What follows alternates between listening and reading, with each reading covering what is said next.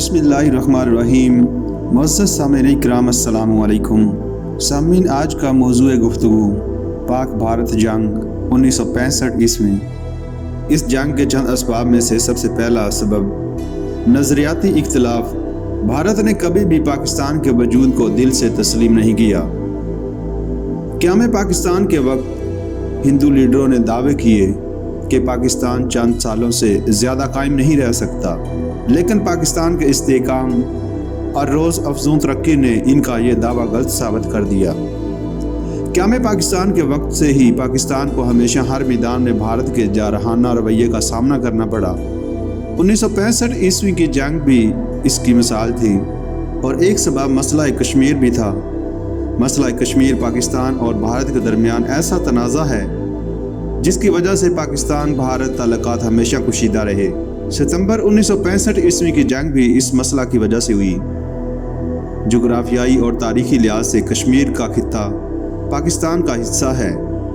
کشمیر کے عوام بھی پاکستان کے ساتھ الحاق کے خواہاں ہیں، مگر بھارت رائے شماری کرانے سے گریزاں ہے۔ ایشیا کی قیادت کا بھارتی خواب۔ بھارت اپنے قیام کے وقت سے ہی ایشیا کی قیادت کے جنون میں مبتلا ہو گیا۔ اس میدان میں بھارت کا مقابلہ چین سے ہے۔ معمولی سرحدی تنازع کی وجہ سے دونوں ممالک کے درمیان 1962 عیسوی میں جنگ ہو چکی ہے۔ اس جنگ کے دوران اور جنگ کے خاتمے پر امریکہ اور روس دونوں طاقتوں نے چین کے مقابلے کے لیے بھارت کو اسلحہ اور مالی امداد دینی شروع کر دی، جس سے پاک بھارت کشیدگی میں اضافہ ہوا، جو 1965 عیسوی کی جنگ کا ایک سبب بن گئی۔ رن کچ کی جھڑپ مئی 1965 عیسوی میں بھارت نے رن کچ متنازع علاقے پر قبضہ جمانے کی کوشش کی، لیکن شکست کھائی۔ اس موقع پر بھارتی وزیر اعظم مسٹر لال بہادر شاستری نے اعلان کیا کہ بھارت آئندہ کسی وقت اپنی مرضی کا محاذ کھولے گا۔ سامعین، 1965 عیسوی کے واقعات میں سب سے پہلے مئی 1965 عیسوی میں رن کچ کے علاقے میں فوجی جھڑپیں ہوئیں۔ ان میں بھارتی فوج کو شکست ہوئی۔ اس پر بھارت نے کشمیر میں کارگل اور ٹیٹوال کی پاکستانی چوکیوں پر قبضہ کر لیا۔ پاکستان نے جوابی کارروائی کر کے چھم، دیوا اور جوڑیاں پر بلگار کر کے ان علاقوں پر قبضہ جما لیا۔ اس پسپائی سے حکومت بھارت بکھلا گئی، اور اس نے 5 اور 6 ستمبر کی رات کو لاہور پر حملہ کر دیا۔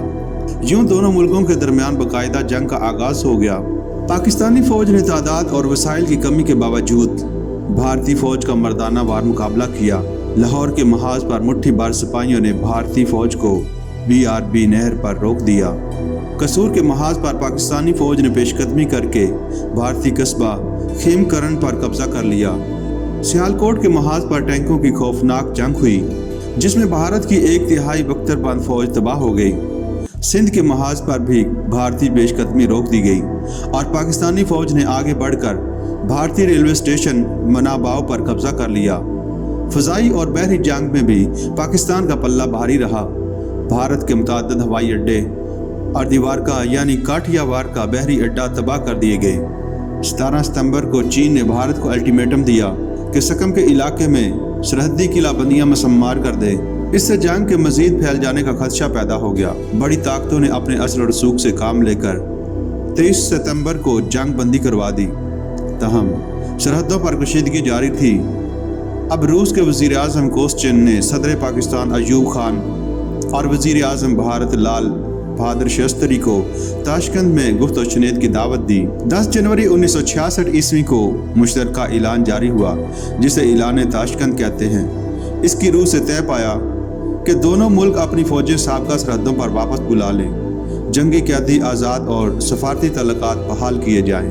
پاک بھارت جنگ 1965 عیسوی اس لحاظ سے تاریخ برصغیر کا ایک اہم واقعہ ہے کہ اس میں پاکستان نے اپنے سے کئی گنا بڑے دشمن کے عزائم خاک میں ملا دیے، لیکن یہ جنگ بے نتیجہ رہی، اور اس سے دونوں ممالک کے درمیان کشیدگی کے اصل محرکات ختم نہ ہو سکے۔ مسئلہ کشمیر کا کوئی حل نہ نکل سکا۔ الٹا اعلان تاشکند سے پاکستانی قوم میں مایوسی کی لہر دوڑ گئی۔ اعلان تاشکند کی وجہ سے صدر ایوب خان کی مقبولیت بری طرح متاثر ہوئی۔ اس کے ساتھ ہی طویل آمرانہ دور کے خلاف عوامی رد عمل شدید سے شدید تر ہوتا چلا گیا، یہاں تک کہ 1968 عیسوی کے آخر میں طالبہ کے مظاہرے شروع ہو گئے۔ اور جلد ہی انہوں نے ملک گیر عوامی تحریک کی صورت اختیار کر لی۔ صدر نے محسوس کیا کہ حالات قابو سے باہر ہو رہے ہیں تو اس نے مارچ 1969 میں سیاسی جماعتوں کی گول میز کانفرنس طلب کی، مگر اس کا بھی کوئی نتیجہ نہ نکلا۔ 25 مارچ کو ایوب خان اقتدار فوج کے commander in chief Yahya Khan کے سپرد کر کے سیاست سے علیحدگی اختیار کر لی۔ یحییٰ خان نے آئین منسوخ کر کے ایک بار پھر مارشل لا نافذ کر دیا۔